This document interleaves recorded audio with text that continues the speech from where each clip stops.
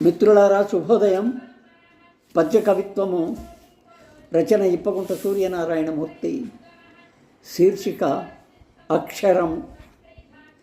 అక్షరమెంత నేర్పరి సదాశయ మాతృక విశ్వగీతమై శిక్షణనిచ్చుగాదే వివశీకృత భావ విరాజమాన సంప్రోక్షణ రాగబద్ధమగు పుణ్యవతం సవిశేషయోగమై అక్షయ సాహితీ సుధల కాజ్యము నిల్చును సుప్రభాతమై. మిత్రులారా, ఈ పద్యభావము అక్షరం యొక్క గొప్పతనాన్ని తెలియజేయడానికి రాశాను. అక్షరము అనేది లేకపోతే భాష లేదు, పలుకుబడి లేదు. మనం ఒకరికొకరు సంభాషణ చేసుకొని మన అభిప్రాయాలు చెప్పుకోవడానికి వీలే కాదు. ఇక్కడ అక్షరము ఎంత గొప్పది అని చెప్పడానికి అక్షరం ఎంత నేర్పరి అంటే బాగా చురుకైనది, పనితనం ఉన్నది. ఒక అక్షరాన్ని మనం ఒక వ్యక్తీకరించి వ్యక్తిగా చేసి ఆ అక్షరాన్ని గురించి చెప్పుకుంటున్నాం.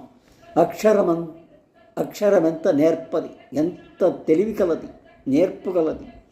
సదాశ్రయ మాతృక, సత్ ఆశ్రయ, మంచి ఆశ్రయానికి తల్లి అది.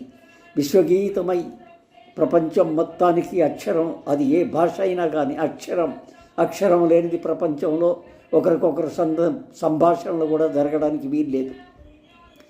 విశ్వగీతమై శిక్షణనిచ్చుగాదే, మనకు శిక్షణనిస్తుంది. ఎలా బ్రతకాలి, ఎలా మాట్లాడాలి అనేది. వివశీకృత భావ విరాజమానమై, వివశీకృతం అంటే ఒక విధమైన మైమరుపు కల్పిస్తుంది భాష. ఆ భాషలో ఉన్న పదాలు, ఆ భావ వ్యక్తీకరణ. శిక్షణనిచ్చుగాదు వ్యవశీకృత భావ విరాజమాన సంప్రోక్షణ రాగబద్ధమగు.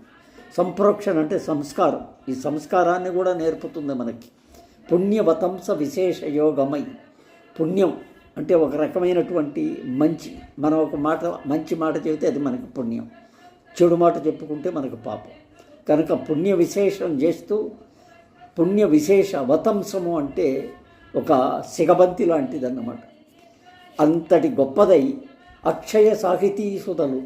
ఈ అక్షయము అంటే క్షయము కానిది, అది చావులేనిది.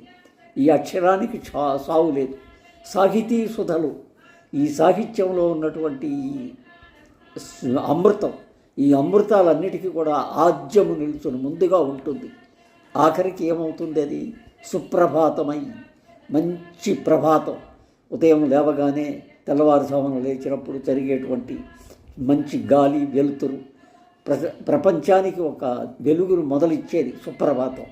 అంతటి మహత్తరమైనది ఈ అక్షరం అని చెప్పడానికి ఈ పద్యం రాశాను.